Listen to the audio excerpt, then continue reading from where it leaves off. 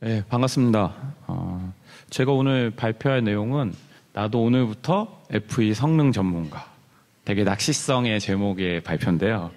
네, 오늘 이 발표에서 그러니까 성능에 대한 얘기를 할 거예요. 그래서 그 전에 저는 사실 제 소개를 안 했네요. 이럴 수가. 제가 네이버 아폴로 FE 팀에 있고요. 손찬욱입니다. 예.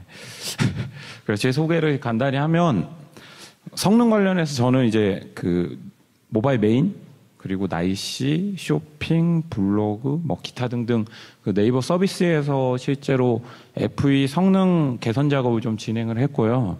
그래서 오늘 발표는 이 성능 개선 작업을 하면서 제가 좀 경험했던 노하우들을 여러분한테 좀 소개를 해드리려고 해요. 그래서 사실 뭐 굉장히 구체적인 내용을 다루지는 않을 거예요. 사실 시간도 한 30분에서 40분 정도이기 때문에 그런 내용을 다루기는 어려울 것 같고요. 그래서 제가 오늘 발표 준비한 내용은 성능 개선, 그러니까 성능 이슈, 성능 문제에 닥쳤을 때 여러분들이 어떻게 접근하고 어떻게 해결하고 그리고 성능 개선을 할 때 어떤 원리를 좀 알아야지 이걸 좀 할 수 있을지에 대한 얘기를 좀 하려고 합니다. 그 전에 좀 살펴볼 게 저희가 성능하면 좀 막연히 또는 저희가 그냥 알고 있는 내용들이 있어요. 그리고 몇 가지 좀 살펴볼 거예요. 6가지 정도 살펴볼 건데 우선 이 6가지 중에 틀린 게 있고 맞은 게 있을 수 있어요. 그래서 여러분 오늘 제가 지금 발표 시작 전에 이 6가지 한번 숙지를 해보시고요. 이따 마지막에 한 번 더 보도록 하겠습니다. 우선 성능 개선은 빠르면 빠를수록 좋다. O일까요? X일까요? 마음속으로 생각하고 계세요. 그 로딩 속도, 페이지가 로딩되는 속도는 수치적으로 빠르면 빠를수록 좋다. 이것도 좀 까리하죠. 특정 부분의 성능을 개선하면 개선한 만큼 성능 향상이 된다. 그렇죠. 한 만큼 할 수도 있겠죠. 그리고 서비스 성능 이슈는 개발자의 무지에서 나온다. 무지에서 나올 수도 있고 아닐 수도 있고 정말 무지에서 나올까요? 그리고 성능 전문가는 서비스의 성능 개선 포인트를 찾고 개선할 수 있다. 그리고 서비스 성능 개선은 전문성을 갖춘 영역이기에 아무나 할 수 없다.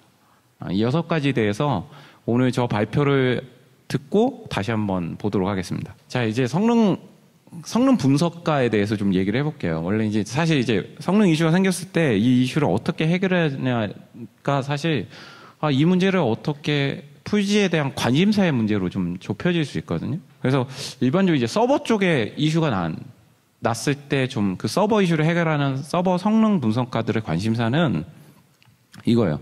서버가 얼마나 많은 요청을 처리할 수 있지? 이거에 대한 대표적인 지표가 사실 TPS죠. 근데 이제 FE 성능 분석가의 관심사는 좀 달라요, 서버하고. 서버는 이제 사실 들어오는 트래픽에 대한 내용이라면 FE는 이제 사용자가 얼마나 빠르게 입력한 걸 빠르게 반영할 수 있나? 그런 반응성에 대한 내용이거든요. 그래서 이 부분을 FE 쪽에서는 좀 중점적으로 다룹니다. 그래서 이걸 보는 포인트를 로딩, 그리고 인터랙션 쪽에 있어요. 그래서 저는 그냥 이걸 LAI로 해서 LI, 여러분 기억하기 쉽게 LI로 이렇게 표현을 했는데요. 보시면 이제 첫 번째 초기 로딩 속도, 그냥 페이지가 얼마나 빨리 떨어지냐.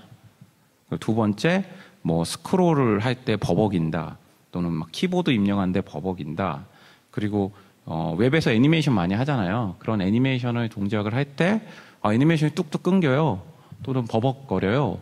이런 부분을 좀 더 개선하기 위한 노력이라고 보시면 될 것 같습니다. 근데 이제 막연히 이제 좀 그 성능 개선이라고 하면 여러분들 이제 막 어디가 느리대 막 이렇게 뭐 CS나 이런 걸로 막 통해서 들어오거든요.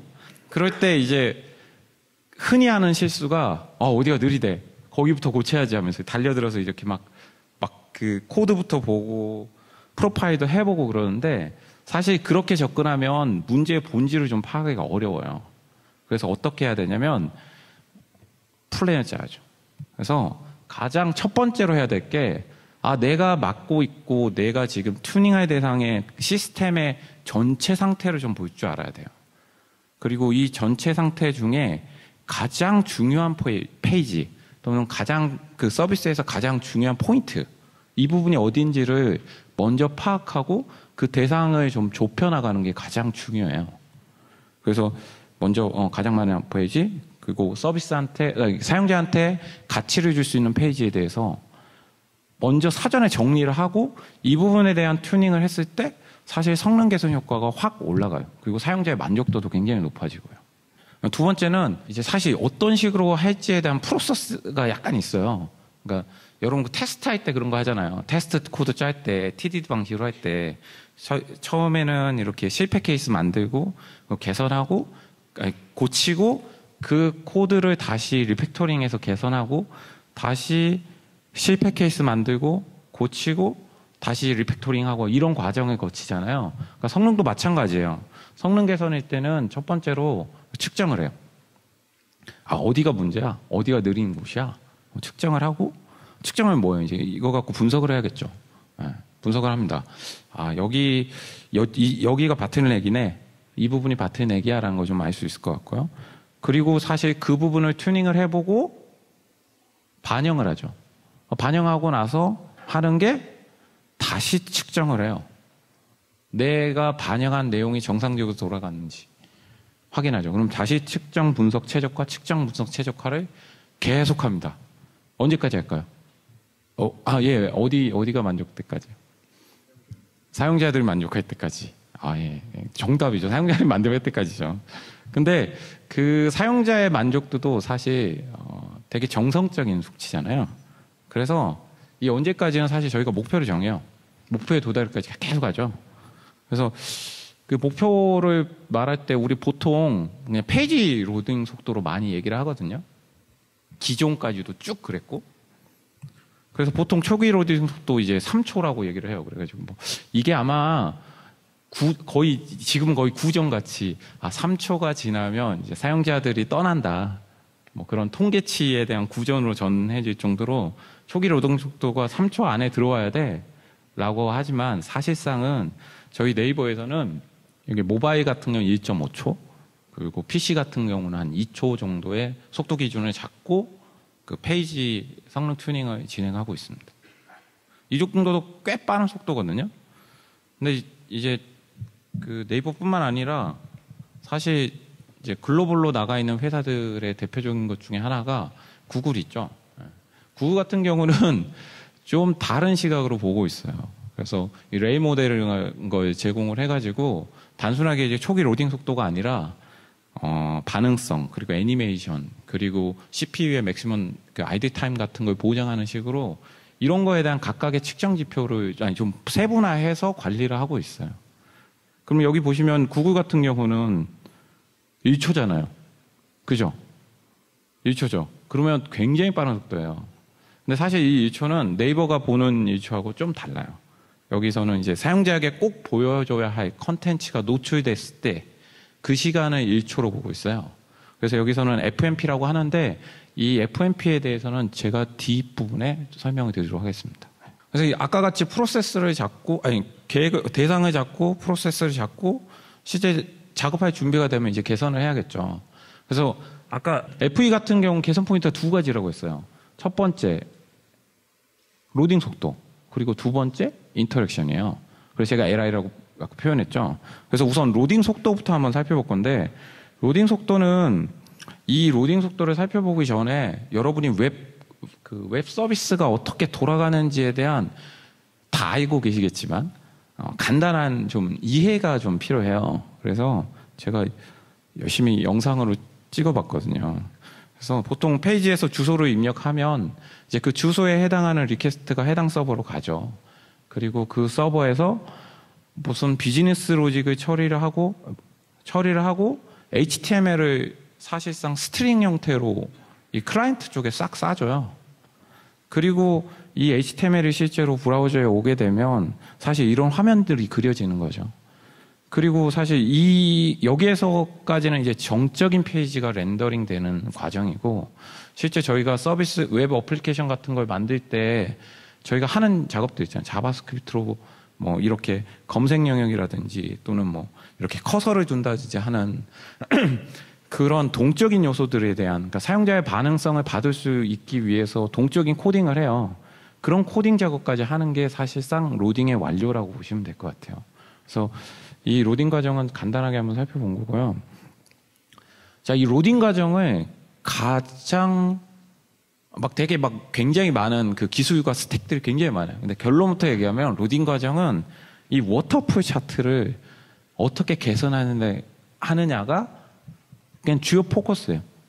그리고 이걸 어떻게 개선하기 위한 방법들이 굉장히 성능 그 책에 보면 막 A부터 Z까지 막 있죠. 그래서 저는 오늘 여기서는 이 워터풀 차트를 어떤 식으로 접근해서 어떤 식으로 해결하고, 그리고 그 접근한 것 중에서 방법도 굉장히 많거든요. 그 중에 효과적인 거, 그리고 서비스를 운영할 때 실제 필요한 거, 그런 걸 좀 얘기를 해볼게요. 그 전에 워터풀 차트 한번 보죠. 워터풀 차트를, 자, 이게 모바일 메인입니다. 이번에 개편된 네이버 모바일 메인이고요. 여기 그 개발자 도구를 크롬에서 여시고 네트워크 탭을 연 다음에, 이거 좀 줄여볼게요.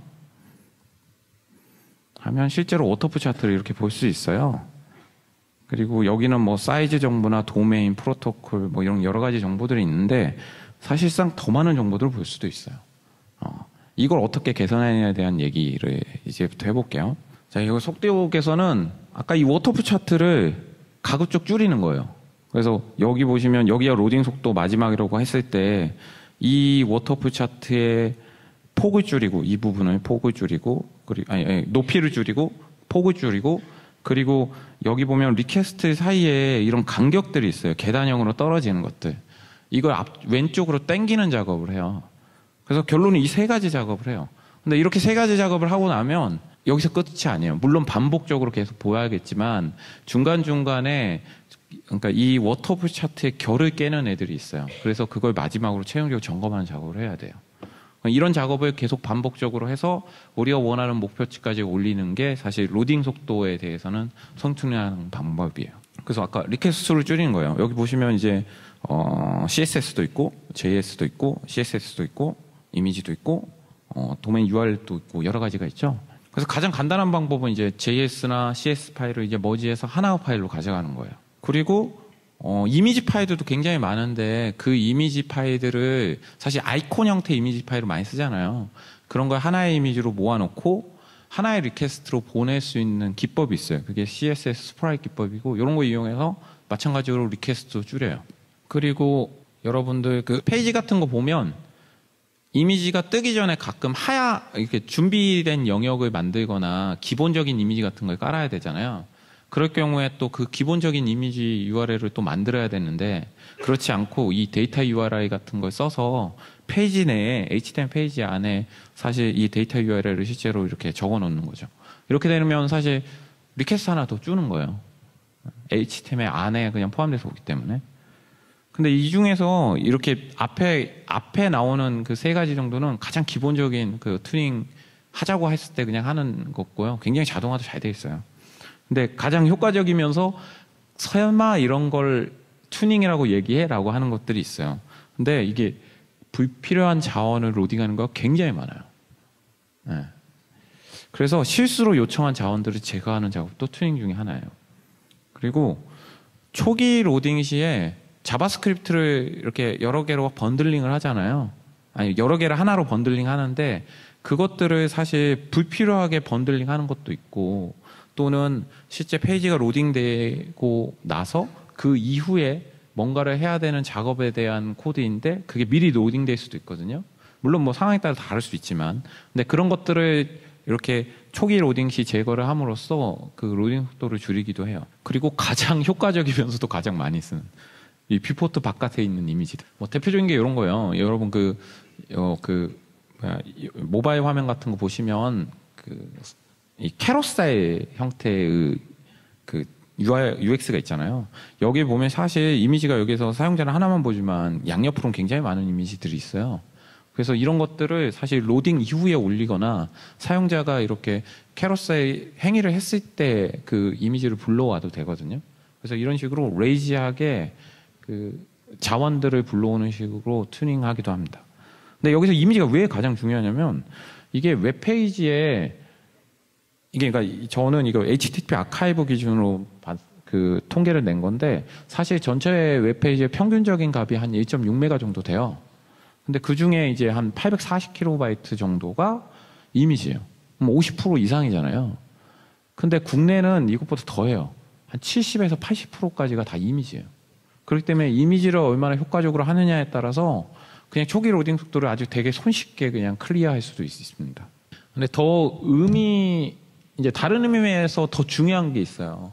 아까 저희가 리퀘스트 수 높이를 이렇게 막 줄였잖아요. 근데 이게 왜 줄여야 되냐면 바로 여기 보시는 것처럼 브라우저마다 이 도메인 호스트당 처리할 수 있는 커넥션 수가 정해져 있어요. 그래서 JS가 만약에 100개가 들어가면 이렇게 100개가 사용할 수 없는 초과하게 되면 이런 식으로 대기하는 상황이 생겨져요. 그래서 전체적인 로딩 속도가 떨어지죠. 그래서 요청은 줄이면 줄일수록 진짜 좋은 겁니다. 두 번째는 요거예요. 요 폭. 리퀘스트 하나를 줄이는 거예요. 리퀘스트 하나를 줄이는 기법들이고 방법들인데 요거는 그 전에 우리가 리퀘스트 정보에 대해서 좀 알아볼 필요가 있어요. 요 리퀘스트 정보는 자, 네이버 메인의 리퀘스트 정보 제가 한번 봐볼게요. 이 워터풀 차트에서 이렇게 올리면 크롬 개발자 도구에서 이렇게 볼 수가 있어요. 그럼 여기 보시면 이 요청이 언제 브라우저에 요청이 됐고 그래서 큐에 쌓였고 그게 그리고 대기하고 있다가 실제 해당 서버와 커넥션을 맺고 이거는 HTTP2이기 때문에 인증까지 하는 거고요. 그리고 리퀘스트를 언제 보냈는지에 대한 정보들이 나와요. 그리고 이 리퀘스트가 보내고 나서 기다린 시간도 나와요. 근데 여기서는 TTFB라고 나오는데 이 지표가 상당히 중요한 지표예요. 그래서 이 지표에 대해서 뒷부분 설명드리고요. 그리고 나머지 컨텐츠 그 다운로드 같은 경우는 실제로 다운로드를 받은 시간이에요. 그래서 하나의 리퀘스트 정보에는 이런 많은 정보들이 있어요. 근데 이 정보를 가지고 실제로는 많은 걸 유추하거나 확인할 수가 있습니다. 저는 여기서 세 가지만 볼게요. 세 가지를 볼 건데 우선 커넥션, 그리고 T2FB, 그리고 컨텐츠 다운로드를 볼 건데 이 세 가지 중에 세 가지에 대한 설명도 할 거고 그리고 이 세 가지를 개선할 수 있는 방법들에 대해서도 효과적인 방법들에 대해서도 좀 얘기를 드릴게요. 자, 이 초기 커넥션 개수는 우선 웹브라우저 기술로 이 커넥션 개수를 효과적으로 하는 방법이 없어요. 네. 물론 예전에 그 도메인 샤딩 기법이나 이런 것도 있는데 그거는 사실 웹 기술이라고 보기는 어렵고 없어요. 방법은 뭐냐? 기존에 있던 HTTP 프로토콜을 바꾸는 방법밖에 없어요. 그래서 사실은 HTTP2로 바꿔야 돼요. 그러니까 HTTP 1점대가 커넥션을 하나만 쓸 수 있었거든요. 도메인 하나당. 근데 1.1이 이제 Keep Alive가 도용되면서 커넥션이 좀 유지할 수 있었어요. 근데 2.0은 그 커넥션 하나에 여러 개의 스트림을 함께 보낼 수 있는 멀티플렉스 스트림을 지원하면서 이런 문제가 굉장히 많이 해소가 됐어요. 그래서 이 커넥션 수에 대한 튜닝은 프로토콜밖에 없습니다. 그리고 아까 잠깐 얘기했던 이 TTFB는 Time to Post Byte예요. 그건 뭔 말이냐면 그러니까 실제로 리퀘스트를 딱 첫 번째 받은 시간이거든요. 근데 요걸 보면 이게 오래 걸린다는 건 제가 볼까요? 여기서 가령 얘는 지금 18.20 밀리세컨드 걸렸잖아요. 그러면 이 말은 즉 서버에서 이만큼 돌고 온 거예요. 물론 서버에 비즈니스 로직이 돌았을 수도 있고 그 비즈니스 로직이 돌고 나서 뭐 라운드 트립 네트워크 돌면서 온 시간까지 포함이거든요. 그래서 대략적으로 이 TTFB가 늦다고 하면 사실은 이제 서버 튜닝이 필요한 상황이에요. 리퀘스트 하나 갖고도 사실 이건 알 수가 있고요. 그리고 세 번째 마지막으로 이제 컨텐츠 다운로드 된 거. 이건 뭐 사실 뭐 상식적으로 봤을 때 이게 오래 걸린다는 건 용량이 많거나 아니면 여러분이 지금 쓰고 있는 환경에 대한 네트워크 속도가 굉장히 느리거나 두 가지예요.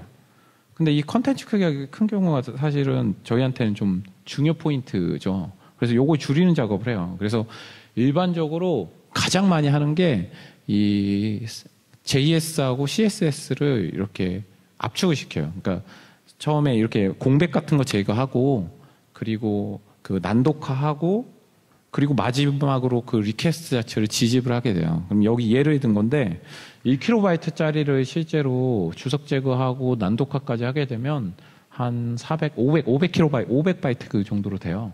근데 이게 실제로 리퀘스트에 이제 지집을 타고 가면 500kb에 한 30% 정도까지로 떨어지니까 한 15바이트 정도 돼요. 15바이트. 150바이트 정도 되겠네요. 150바이트 맞죠? 제가 계산한 거 맞은 거죠? 150바이트 정도로 좀 떨어져요. 그래서 이것도 꽤 효과적인 방법이에요. 가장 기본적인 거고.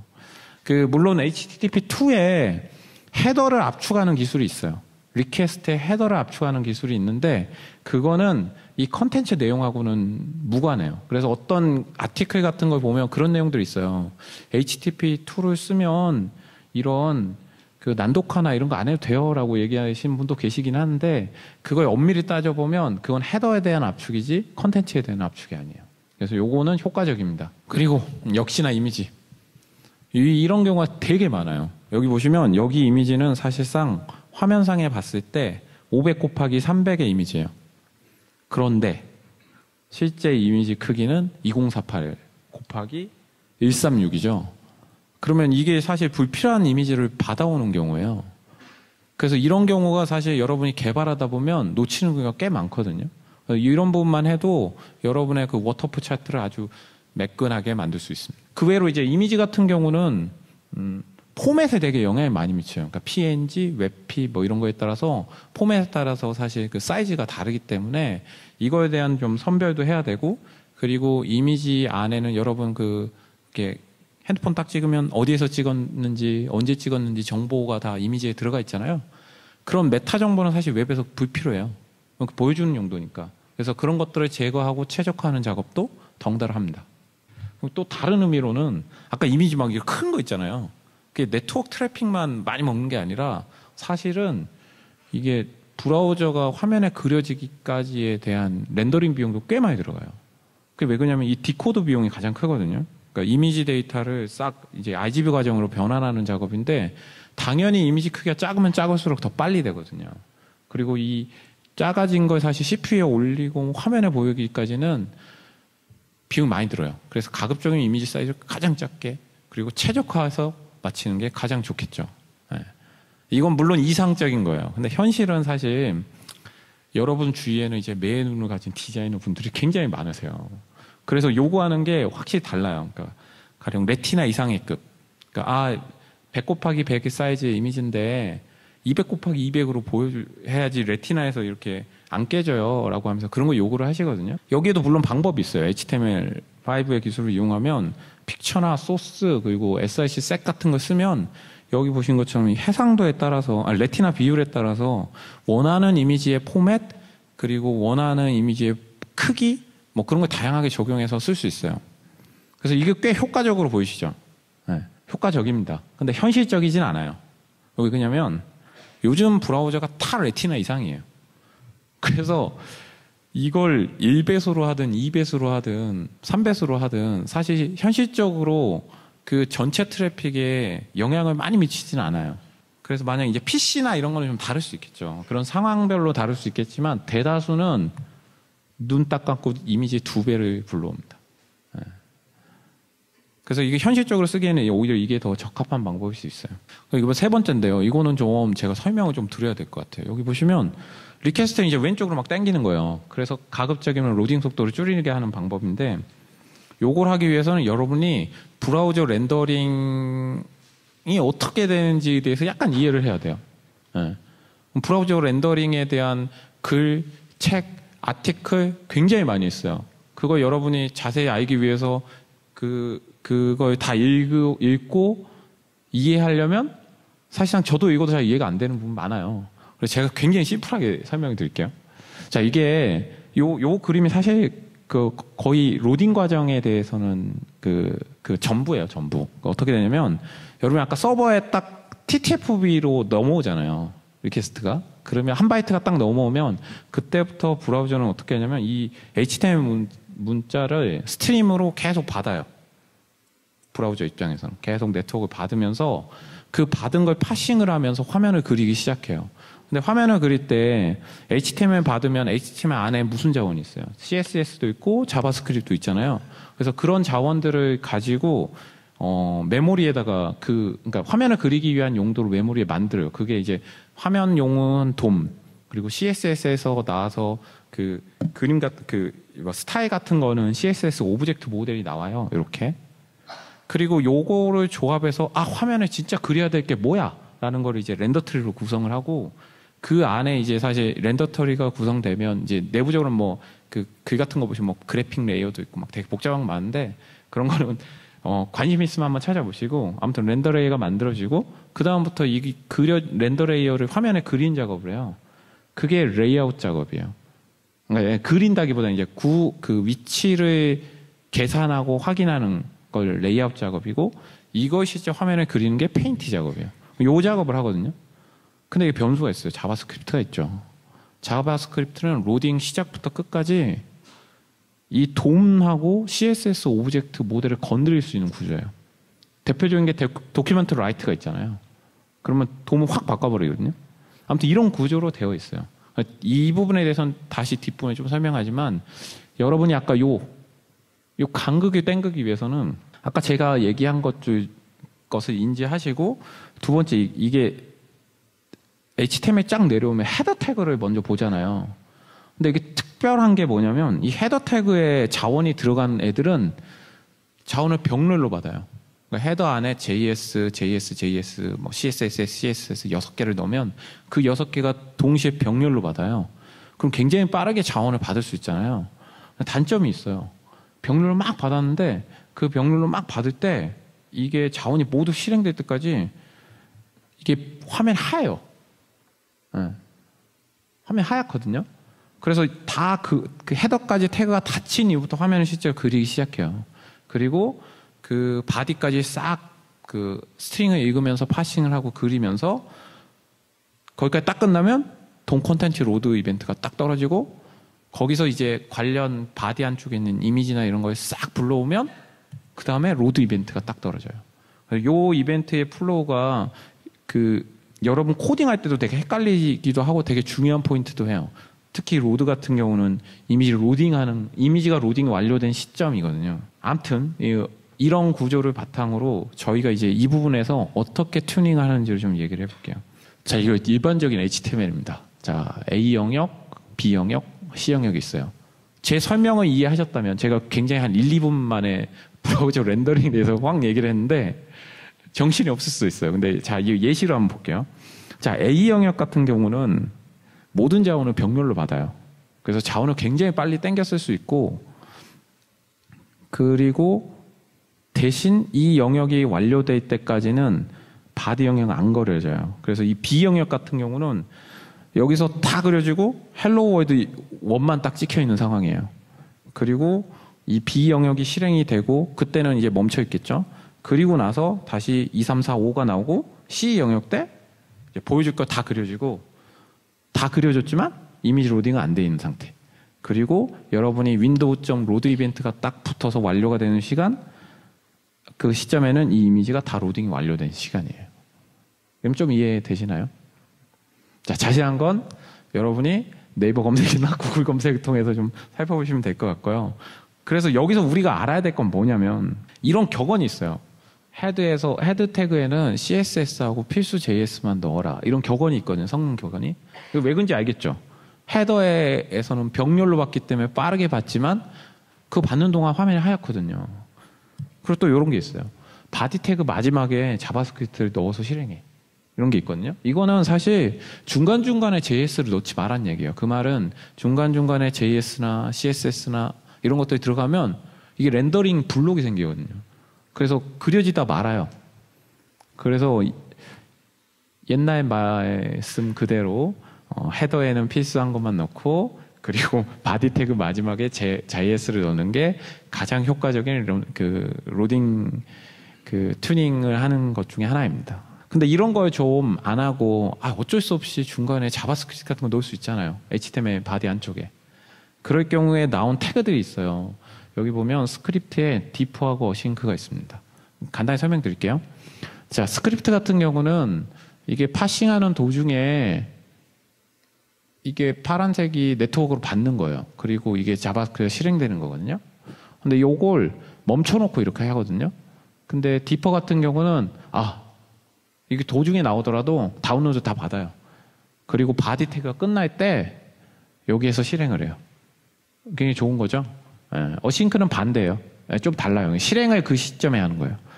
그래서 요거 같은 경우는 보통 디퍼는 돔 제어와 관련이 있는 거. 그러니까 기존의 바디 쪽으로 밑으로 내리는 걸 안 할 때 디퍼를 쓸 수 있어요. 근데 브라우저 커버리지가 좀 제약이 있는 단점은 있어요. 마찬가지로 어싱크. 이거는 가장 대표적으로 쓰는 게 여러분들 구글 어널리스틱 같은 거 쓰잖아요. 그런 거 그 삽입할 때 스크립트에 어싱크라고 돼 있을 거예요.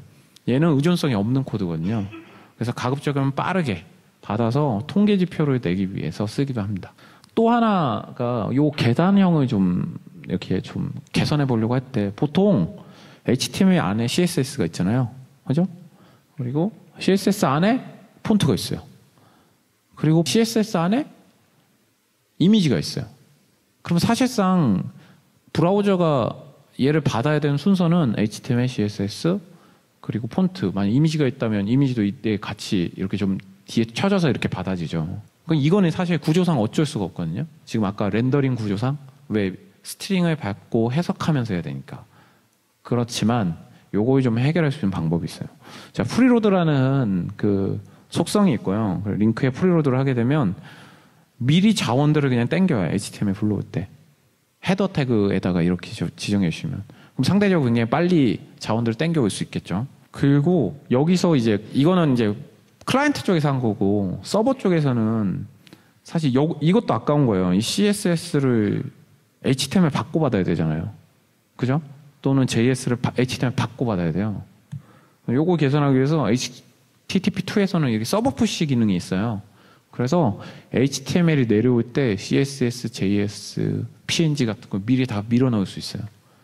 그래서 전체적으로 성능 자체를 앞으로 왼쪽으로 쫙 당겨서 속도를 줄일 수가 있습니다. 이거 꽤 효과가 있어요. 자, 여러분 1, 2, 3 했잖아요. 높이 줄이고 폭 줄이고 왼쪽까지 당겼어요. 이러면 사실 투닝 1차가 완료된 거예요. 그러면 사실상 웬만한 이슈들은 다 잡혀요.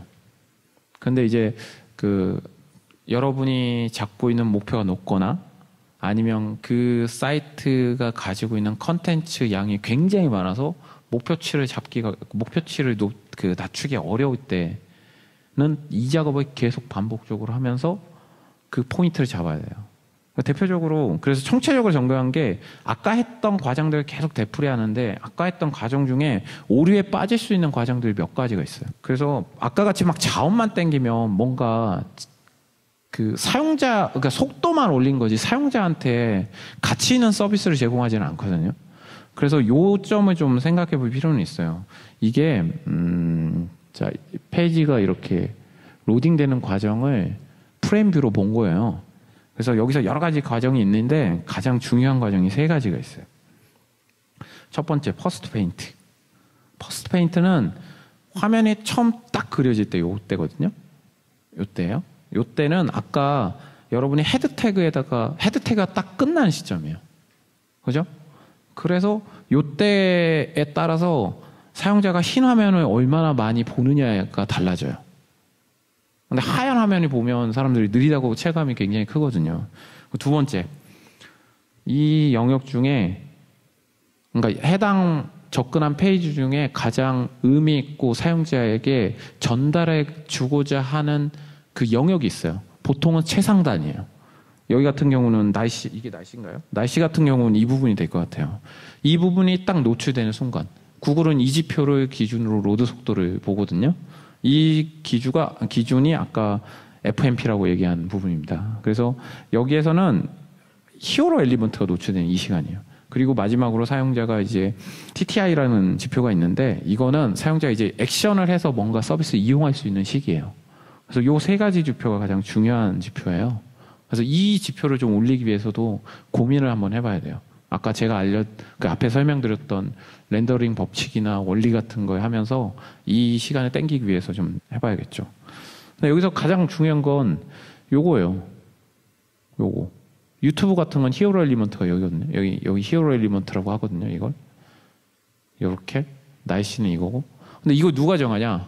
사실은 여러분이 인볼브해서 개발하고 있는 서비스 개발자나 그러면 아니면 같이 일하고 있는 기획자 아니면 서비스 오너가 이 부분은 사실상 결정을 해줘야 돼요. 그리고 다른 밑에 있는 영역들은 레이지하게 빼도 되는지 아니면 꼭 보여줘야 되는지에 대한 결정사항도 사실 필요해요. 그래서 단순하게 기술적으로 수치적으로 뭔가를 증가하고 바꾼다는 것도 중요하지만 그것보다는 서비스가 노출될 때 사용자한테 어떤 정보를 빠르게 보여주고 어떤 정보를 노출되지 않게 하는지에 대한 결정도 굉장히 중요한 포인트입니다. 그리고 막 하다 보면 또 이런 게 있어요. 이렇게. 자, 이거는 일례로 여러분 아까 앞에서 제가 리퀘스트 수는 줄이면 줄일수록 좋습니다라고 얘기했잖아요. 그죠? 근데 그 리퀘스트를 줄이다 보면 이런 게 생겨요. JS 10kb짜리 10개를 줄였어요. 그럼 100kb짜리가 되잖아요. 그죠? 그럼 상대적으로 얘가 다른 건 10kb짜리인데 얘가 100kb짜리가 돼서 전체적인 워터풀 차트의 균형이 깨져요. 그래서 튜닝을 하고 이 균형점을 잡아가는 작업을 해야 돼요. 자, 여기까지가 제가 몇 분 했죠? 한 30분. 여기까지가 그 렌더링, 로딩 속도에 대한 얘기고 두 번째는 인터랙션 속도예요. 근데 이거는 굉장히 어렵지만 되게 난해한 부분이기도 해요. 그래서 케이스 바이 케이스예요. 진짜로. 상황에 따라 달라요. 좀 정형화된 패턴이 없어요. 근데 원리는 딱 하나가 있습니다. 이 원리를 유지하는 방식으로 여러분이 튜닝 포인트를 잡아가야 돼요.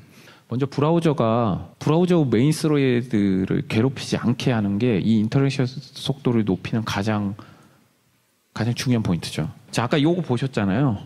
근데 여기서 자바스크립트가 동적으로 도큐멘트 라이트를 쫙 하게 되면 돔하고 CSS 오브젝트 모드를 막 바뀌거든요. 근데 이 바뀔 때 문제가 되는 게 뭐냐면 이렇게 자바스크립트가 동쪽으로 바뀌기 때문에 기본적으로 브라우저는 동쪽으로 바뀐 영역에 대한 걸 싱크를 맞춰서 화면에 보여줘야 되기 때문에 이 메인 스레드가 싱글로 돌아요. 메인 스레드가 이런 작업을 해요. 이렇게 이걸 맞추는 작업을 해요.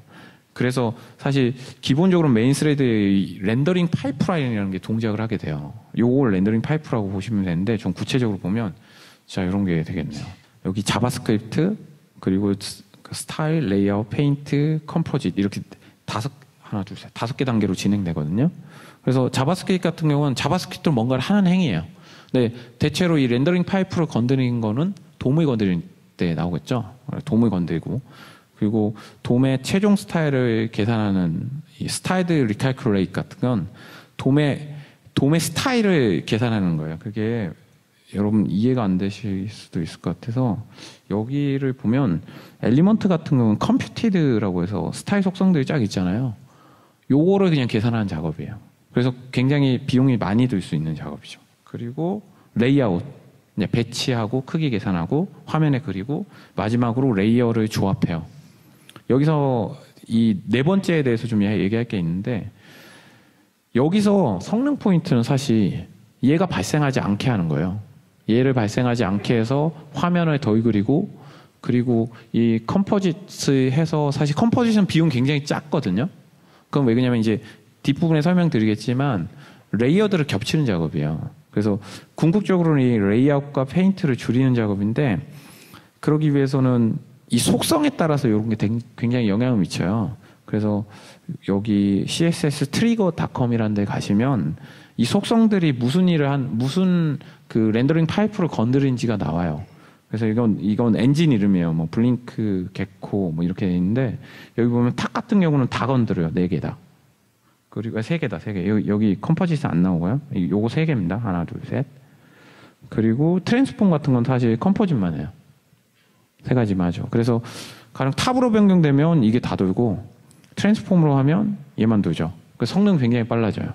그 두 번째로는 아까 같이 메인 스레드를 건드리지 않기 위해서는 GPU 도움 같은 걸 좀 받아야 돼요. 이게 이게 막 오해 소지가 있어요. GPU를 돌려야지 빨라져. 근데 그 내용에 대한 사실 근본적인 말은 이거예요. 웹페이지는 이렇게 하나의 큰 레이어로 구성되어 있어요. 믿기시지 않을까봐 제가 여기 모바일 메인을 봐서 레이어 패널 같은 걸 보시면 자, 이게 레이어로 구성되어 있어요. 이렇게 페이지 자체가. 그래서 이런 걸 느리네요, 제가. 이렇게 해서 보면 레이어로 구성된 걸 확인할 수 있어요. 근데 이 레이어로 구성될 때 왜 GPU 얘기가 나오고 왜 레이어 얘기가 나오냐면 이런 각각의 레이어들을 이렇게 겹치는 작업을 겹쳐서 화면에 그리는 작업을 컴포짓이라고 해요. 근데 이 작업이 이미 그려진 것들의 위상을 변경해서 겹치기 때문에 그 비용이 굉장히 적어요. 굉장히 적은데 이렇기 위해서는 이 각각을 레이어로 구성하는 작업을 해야 돼요. 레이어는 어떻게 하냐? 이런 GPU의 도움을 받기 위해서 레이어를 만드는 거예요. GPU의 가속을 주기 위해서가 아니라. 그래서 브라우저 규칙에 따라 레이어가 자동으로 만들어지는 경우가 있어요. 가령 포지션 픽스드 같은 경우는 어떤 엘리먼트 위에 떠야 되기 때문에 얘는 레이어로 구성해서 겹쳐지는 게 좋겠죠? 이런 거. 또는 명시적으로 레이어를 이렇게 주는 방법이 있어요. 3D 같은 속성, 그 스타일 같은 거 줘가지고. 이런 방법이 있죠. 근데 이거를 좀 잘해야 돼요. 왜 그러냐면 이게 레이어 구성을 할 때 레이어를 만들 때 메인 스레드가 돌아서 레이어 그 화면에 있는 비트맵을 GPU로 옮기는 작업을 하거든요. 그래서 CPU 부하가 초기에 되게 커요. 그리고 두 번째로는 똑같은 걸 복사하기 때문에 메모리가 2배가 들어요. 그래서 레이어를 정말 잘 만들고 꼭 필요한 부분에 만들어야 돼요. 이렇게 되면 사실 여기까지 진행되면 아까 메인 스레드를 줄이기 위한 작업들에 대해 제가 얘기를 계속하고 있잖아요. 근데 이게 대표적인 게 애니메이션이에요. 애니메이션 같은 경우는 TV의 애니메이션, TV의 프레임 수는 예전 영화의 프레임 수가 30fps고 이 브라우저의 그 FPS는 60fps예요. 그래서 요걸 보장하기 위해서는 사실상 계산을 하면 16ms 내에 모든 게 다 완료돼야 돼요. 즉, 이 16ms 내에 그 렌더링 파이프라인 자체가 완료돼야 되고, 그리고 자바스크립트나 모든 것들이 다 화면 그리는 게 끝나야 되는 거죠. 그래서 이런 거를 사실 예전에 이렇게 자바스크립트에서 이렇게 비동기로 뭔가를 할 때 셋타임아웃 같은 거 쓰잖아요. 근데 얘는 사실상 이렇게 밀려요. 주기가. 그래서 이런 거에 정확하게 16mm 주기로 찍어주는 그 API가 리퀘스트 애니메이션 프레임이 있고, 요거를 이용해서 사실 애니메이션 성능 향상은 주기에 대한 거는 진행을 합니다. 그리고 도움을 건드리지 않는 것도 마찬가지로 16ms 정도 유지를 해야 돼요. 근데 이런 거는 대다수 서비스 로직이 대다수 많아가지고 사실상 어떤 그 FE 성능 개선을 하러 가서 누군가가 뭔가를 개선한다는 건 사실상 어려워요. 이거는 오히려 서비스 개발자가 가장 잘할 수 있는 포인트이기도 하죠. 자, 여기까지 제가 그 로딩 속도부터 인터랙션에 대한 로딩, 그 성능 개선에 대한 방식에 대한 거, 그리고 어떻게 접근해야 되는 거 얘기를 했는데, 여러분이 아까 앞에서 제가 잠깐 보여줬던 그 성능 상식 6가지를 저희가 아까 한번 발표를 듣고 나서 다시 한번 회고하는 시간을 가져볼게요. 자, 성능 개선 빠르면 빠를수록 좋다. OX.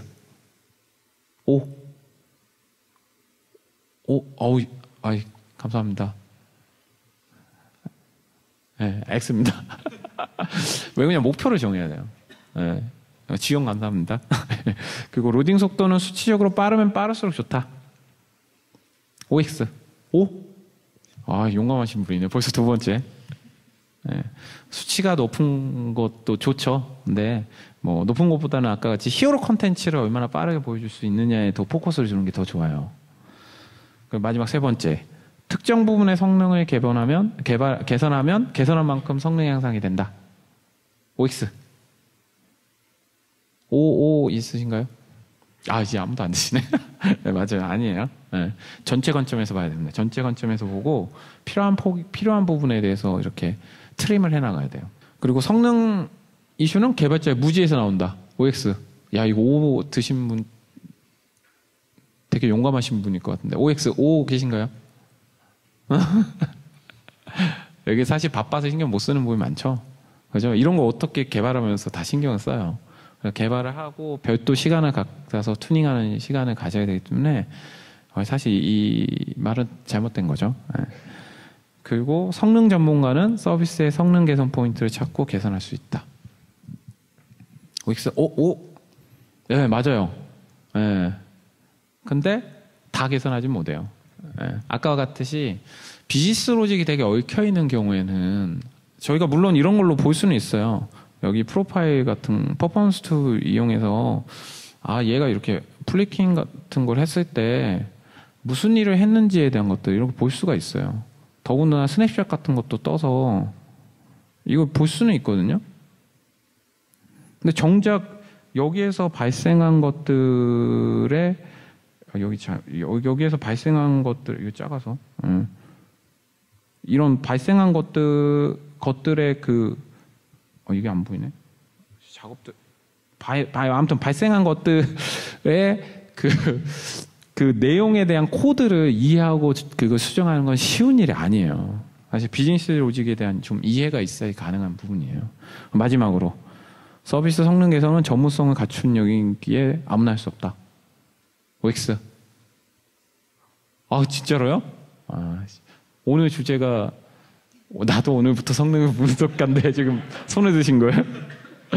아닙니다. 오늘 여러분이 제가 오늘 설명한 이 내용들에 대해서 원리와 진행하는 방법에 대해서 좀 인지를 하시고 하면 시간을 투자하시고 관심 있게 지켜보시면 누구나 여러분들 이제 FE 성능 전문가로 지낼 수 있습니다. 또는 경력을 쌓을 수도 있고요. 질문이 좀 와서요. 보면서 좀 맞죠? 네, 제가 볼게요. FMP에서 메인 태그 같은 것으로 묶는 것이 기준이 무엇인지 모르겠습니다. 궁금합니다.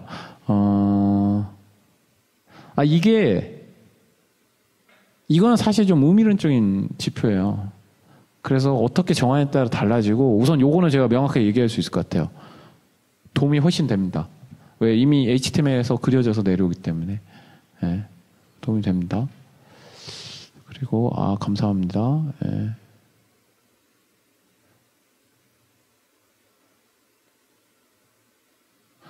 사이즈요.